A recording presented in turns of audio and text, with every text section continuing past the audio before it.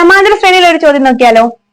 ഒരു സമാന്തര ശ്രേണിയുടെ എണ്ണാം പദം 8n-5 ആയാൽ ഈ ശ്രേണിയുടെ ആദ്യത്തെ 20 പദങ്ങളുടെ തുക എത്ര? അപ്പൊ പദങ്ങളുടെ സമാന്തര ശ്രേണി അല്ലെങ്കിൽ അരിത്തമെറ്റിക് പ്രോഗ്രഷന്റെ ഒരു സമ്മ കാണാനാണ് നമ്മുടെ ചോദ്യം എന്ന് പറയുന്നത്.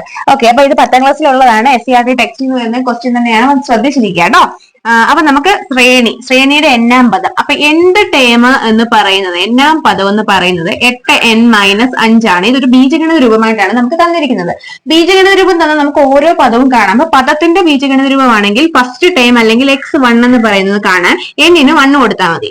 അപ്പൊ 8 × 1 - 5 എന്ന് വെച്ചാൽ 8 - 5 സമം 3 എന്ന് കിട്ടി. അപ്പൊ ഒന്നാമത്തെ പദം 3 നമുക്ക് കിട്ടിയേ.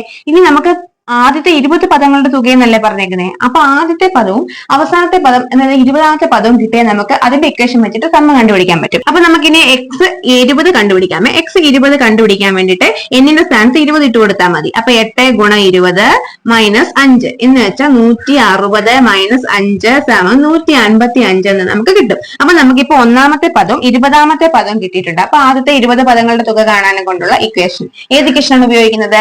തുക സമ്മ SN എന്ന് പറയും. ആദ്യത്തെ പദം അവസാനത്തെ പദം ഉണ്ടെന്നുണ്ടെങ്കിൽ നമുക്ക് n/2 into first term plus last term, ആദ്യ പദം പ്ലസ് അവസാന പദം ചെയ്താൽ മതി. ഇപ്പൊ നമുക്ക് ഇവിടെ എന്തൊക്കെയുണ്ട് n അറിയാം നമുക്ക്. അപ്പൊ നമുക്ക് എന്താ കണ്ടുപിടിക്കേണ്ടത്? ആദ്യത്തെ 20 പദങ്ങളുടെ തുകയാണ് കണ്ടുപിടിക്കേണ്ടത്. 20 പദങ്ങളുടെ തുക എന്ന് പറയുമ്പോൾ n-ന്റെ സ്ഥാനത്ത് 20/2 ചെയ്തു. ഇനി x1 എന്ന് പറഞ്ഞ ആദ്യത്തെ പദം അത് 3 പ്ലസ് x1 എന്ന് പറഞ്ഞ 20ാമത്തെ പദം, 20 പദങ്ങളുടെ തുകയാണല്ലോ. അപ്പൊ 20ാമത്തെ പദം എന്ന് പറയുന്നത് 155 ആണ്.